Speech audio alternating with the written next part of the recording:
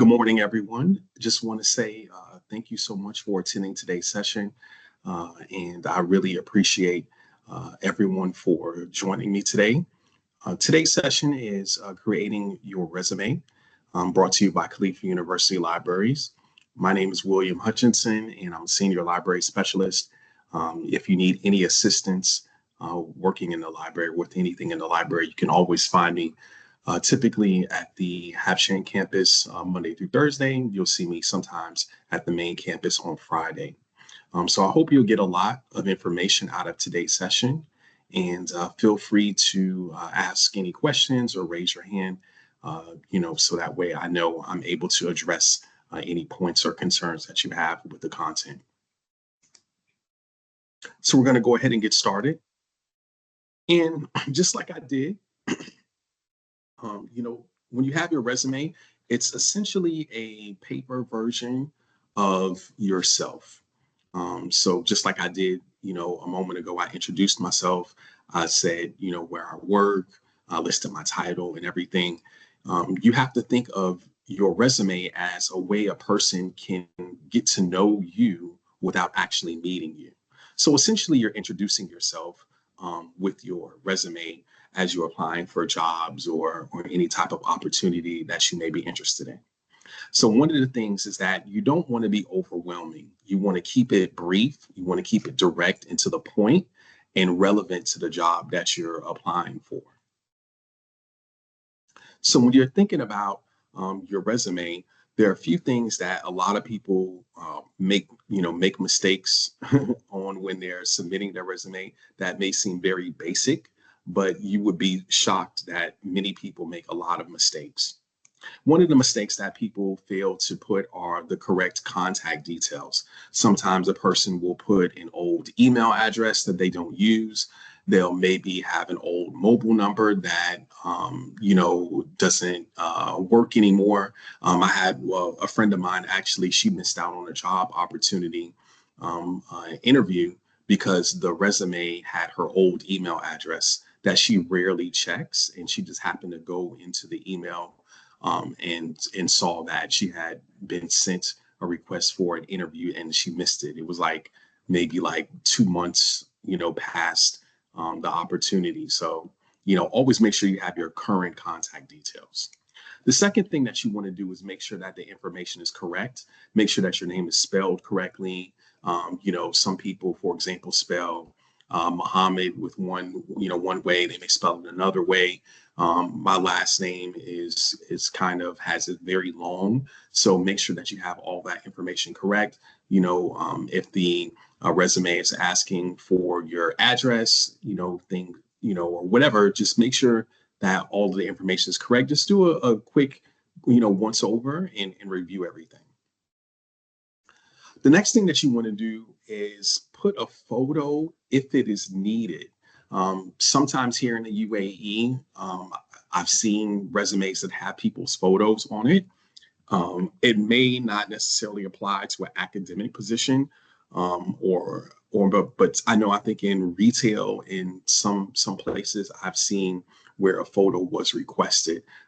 Never so much in the United States, but I've seen it here on occasion where sometimes the employer will request a photo. Also, share a link to your professional website.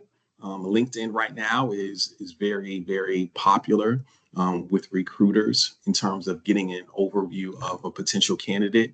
So maybe you can put, your LinkedIn URL on your webpage, or if you've done any independent research and you have it showcased on a particular website, even maybe you have it uploaded to YouTube, whatever. So if there's anything that is from a digital perspective that you want to be able to share, make sure you include that. So just as a way for people to learn a little bit more about you. Also, as I mentioned before, LinkedIn is your friend. You can always use the feature within LinkedIn where it'll actually create a similar basic resume based upon the content that you put into LinkedIn. And, just be mindful that a lot of recruiters are looking at people through LinkedIn. As a matter of fact, my job that I have here at KU, I was recruited through LinkedIn. So just keep that in mind. Also, one of the things that you want to do is you want to target the job. Many times people will put information on their CV that isn't relevant to the job that they're applying for. So you want to just be straight to the point and say what you are going after.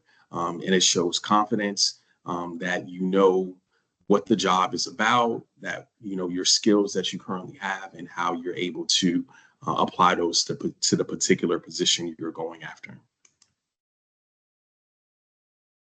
And when we're talking about targeting the job, you want to tailor your resume to the job description. For my as an example, I've had many different jobs outside working in libraries. I've worked in hospitality. I've worked in medical volunteering opportunities. I've worked in food service. I've done a lot in my life, but that doesn't mean that I'm going to put everything that I've done from my first job in high school, working at the mall, and selling cell phones related to a library position. It's not related. So you just want to put the experience that's relevant to the position that you're applying for. Don't put everything that's there, unless there is a very limited work history and you want to talk about some of the skills that you learned in a particular job and how they can apply for the position you're going after. Also, you want to make sure that you understand the job requirements. Again, I've heard people apply for jobs and I've sat down and asked them, so what was the job that you were applying for? What were the job requirements? They say, oh, I don't know. I just looked at the title and I figured it was something would be easy for me to go after and I applied for it. I'm like, but when you look at your CV, none of the job requirements are reflected in your CV. So why do you think you're going to get this job? So if they require certain certifications, maybe certain licenses, if you don't have those things, you're wasting your time applying for those positions. Also, you want to list industry associations. So for example, if you're going for a engineering position, maybe you're a member of IEEE. If you're going for a library position, maybe you're a member of, SLA or ALA.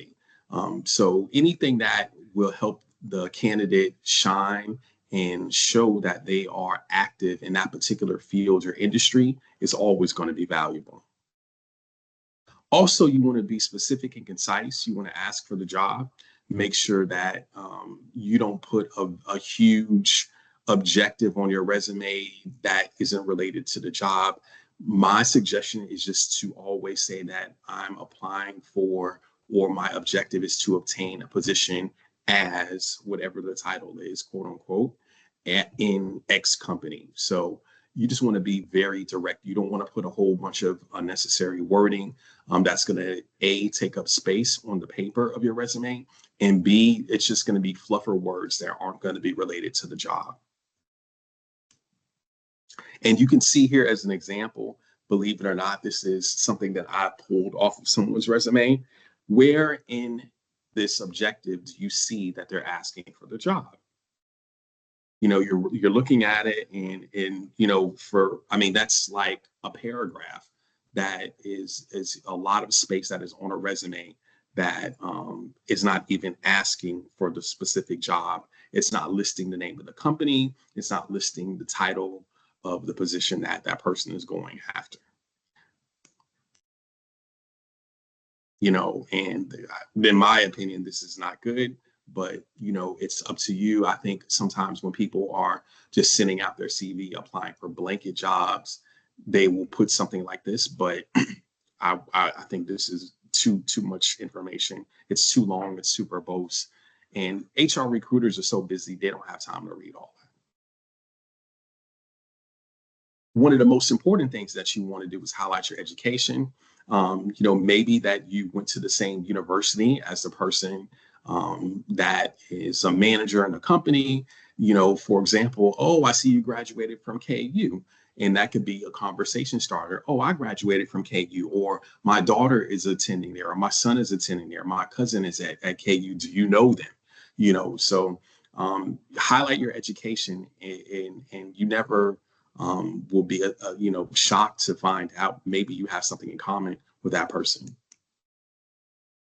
Also, you want to, use the Alumni Association here at KU. It's a valuable tool, and this is a good way to network and build relationships with KU graduates that are working in particular fields.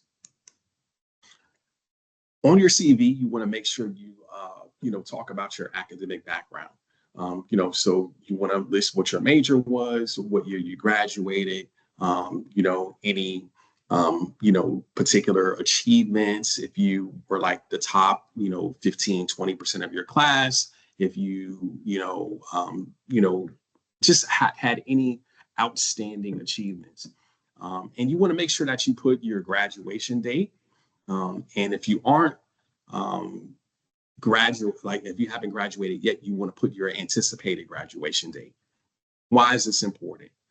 Sometimes many companies will forecast their needs ahead of time, maybe a year from now, and they will hire you in the anticipation of or interview you in anticipation of hiring you maybe like a year from now, because maybe they're launching a particular project or they're launching a product, or they may need, to scale up people in a particular department.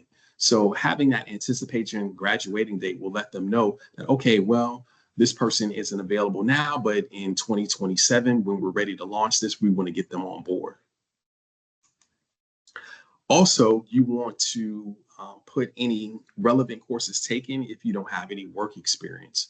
If you don't have any work experience, what you want to do is list the courses that are actually related to the particular job that you are going for. So if you're going for, maybe an engineering program or, computer programming, you want to put that you're taking Python engineering, maybe in that particular, job description or objective, a list of requirements, they saying Python, programming skills are required. So again, you could put that there, and you could, indicate that you were working on a project with Python programming or something like that. Also put volunteer work. Believe it or not, a lot of companies value people that are active in the community.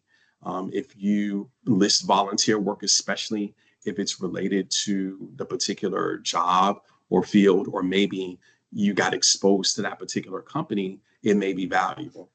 I know myself, I try to be active in the community and do a lot of volunteer activities. And a lot of volunteer activities are sponsored by, corporations like Mubadala, like Cleveland Clinic. These places are very, very well-recognized employers within the UAE and Abu Dhabi. So maybe by volunteering at an activity that is sponsored by them, you may get exposed to people that you can network with and tell them that you're graduating, and maybe find out and get some insider tips on upcoming positions.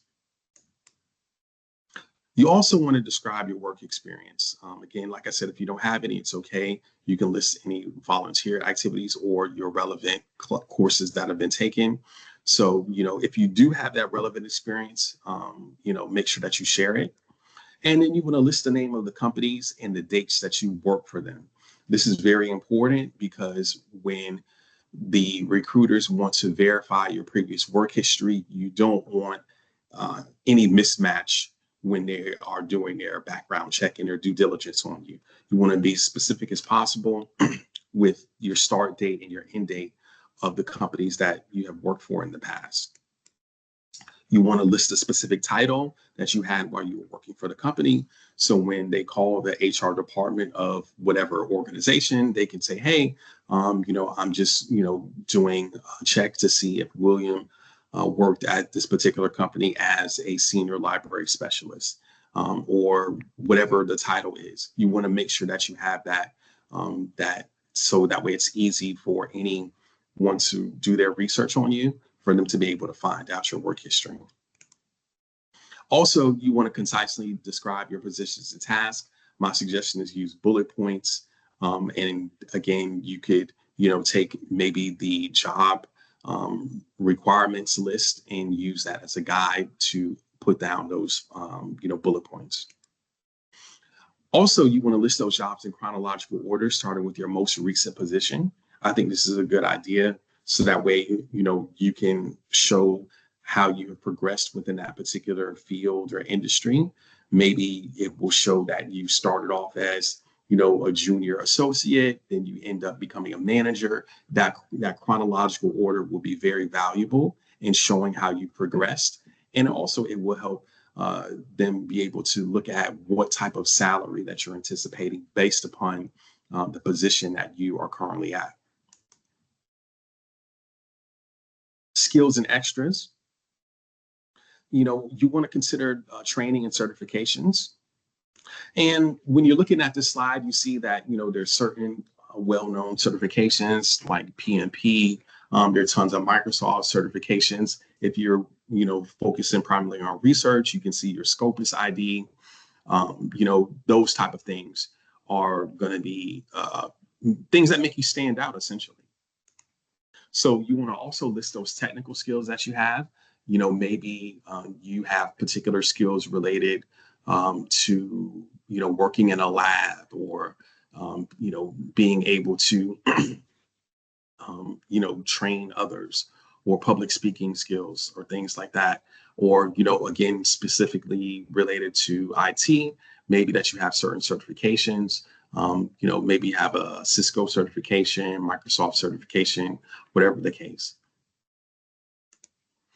And then you want to share soft skills. Soft skills can be things like customer service skills, being able to interact with people from, different cultures, communication, being able to, speak effectively in public. Those type of things are very, very valuable. Also, again, we touched on the relevant certifications.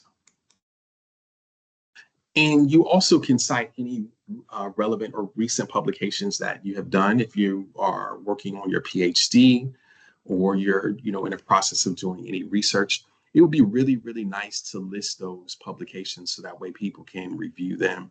They can take a look at them. They can see, what you're doing. And many people are publishing their work on LinkedIn, as they do it, and they're getting, a lot of recognition and support from their colleagues and friends. So that way, again, it can be something that is really, really cool. Also, Mickey mentioned speaking engagements. Maybe you are a good public speaker, so you can, talk about maybe any seminars that you have hosted, or maybe you were a keynote speaker at a particular conference, or anything like that, that would just, again, make you stand out compared to other candidates. And speaking of standing out, you want to discuss any achievements and awards that you have, received over time. Things like high GPA, competitions, maybe like competitions like Emirates Skills, something like that. Put those on there as well. So you want to list any awards that you've won.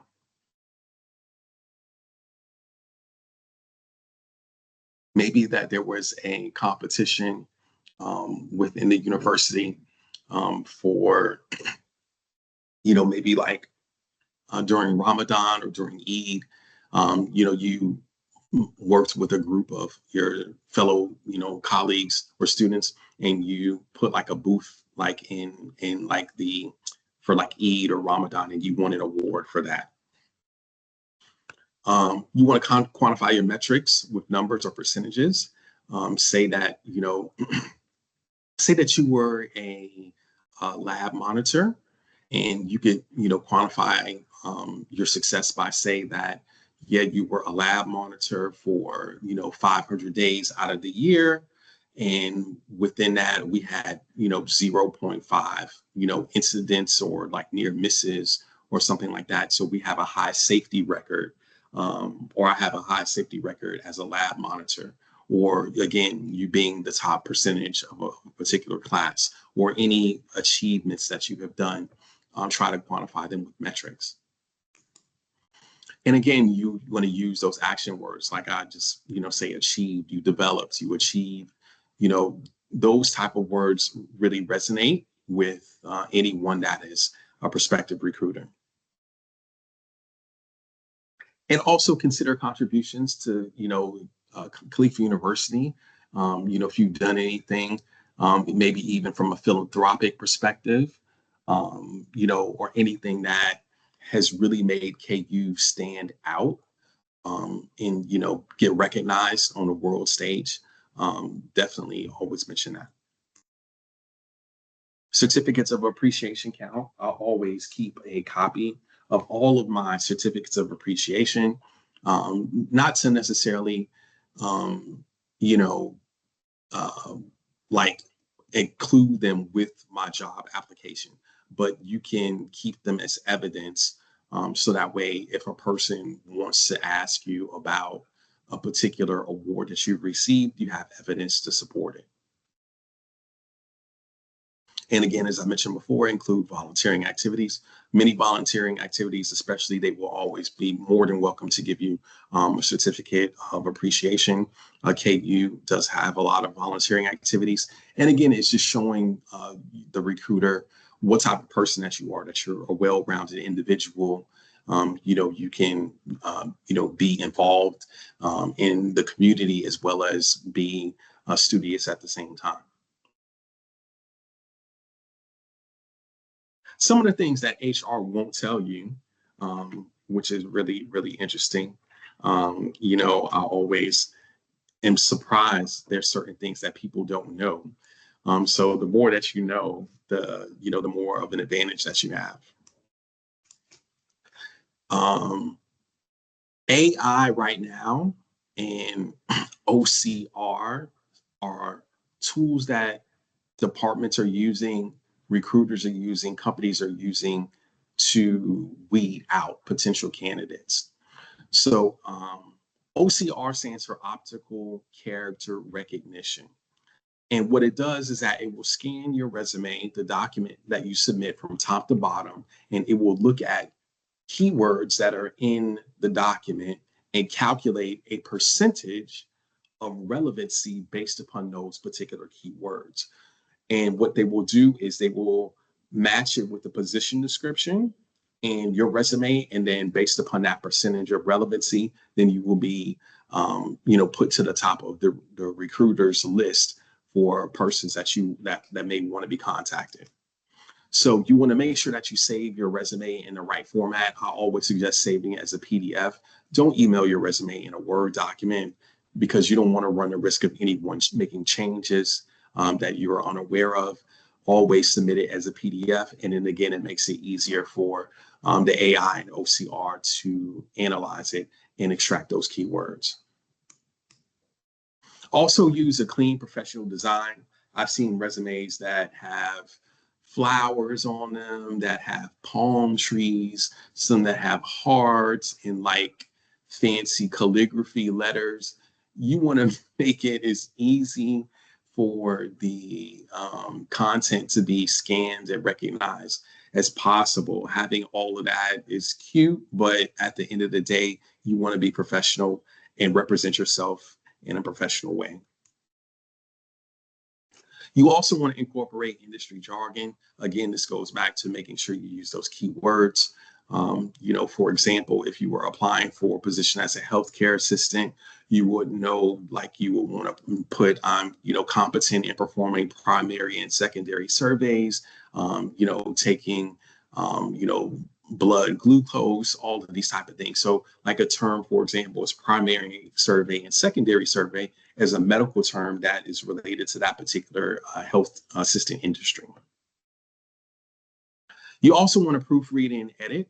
I like to give my resume to someone, random, or maybe a friend, or even maybe, a professor, to say, hey, can you take a look at this? Make sure that I haven't made any mistakes. How does this read? And I can guarantee you've probably missed a couple of things, maybe misspelled a couple of words. So, definitely give it to someone or run it through an AI tool to proofread it and make sure that you have everything in order and it comes across in a good way. Finally, when it comes to this, you want to make sure that you're honest. You don't want to put anything on your resume that isn't true, because it will come out in the wash. I see a couple of people that have put things on their resumes to try to inflate their salaries because they're they said that they were like a director position and they were not. They were a manager in hopes of trying to get a director salary. And when they went back and did the research on that candidate by calling the previous employer, they found out that they weren't a director. And they would try to, say, oh, well, in our company, it's a director, but realistically, blah, blah, blah. So you want to be honest. You don't want to get caught, because what happens is that if you're not honest with one employer and you're trying to apply for jobs in the same industry, other employers may kind of look at you and maybe blackball you because you weren't honest with your resume or your job application. So right now we have I'm going to share some, resources that we currently have here at the Khalifa University Library. My job here is to help you, get as much information as you can to help you craft a wonderful resume, and also provide resources that we have at KU Libraries to help you learn as much as you can and get ideas for that. So I always encourage everyone to read more and explore. And here is a couple of books. First is an ebook from, that you can click on. This will take you to our EBSCOhost database, and you're able to, get the book. If you have your mobile phone available, you can scan it with the QR code, and you're able to download the book directly to your mobile device. If you have like an iPad, a Samsung Tab, a Microsoft Surface, whatever, they have a camera on the back. So you can scan this, it'll open up the library webpage, and you're able to download it. Step-by-step resumes is really, really cool. I think it's something that will help you, and it's a very, very simple, basic book. Second one, resume or CV. This is kind of for people that are trying to determine if they're applying for maybe an academic position, research position versus just like a regular job. Complete Idiot's Guide to a Perfect Resume. Again, it's very simple. The second one actually is a article. I'm sorry. So the first one and the last one are ebooks, and the second one is a article that just talks about what's the difference between a resume or CV, or should you submit both. Some other resources here are Get That Job, CVs or resumes to make sure that you stand out from the crowd. This one is also an ebook, and that's the goal. You want to make sure that when the recruiter sees your resume and it comes across their desk, they're going to say, wow, I want to learn more about this person. I want to give them a shot. And when they forward it to their manager for review, they want to say the same thing.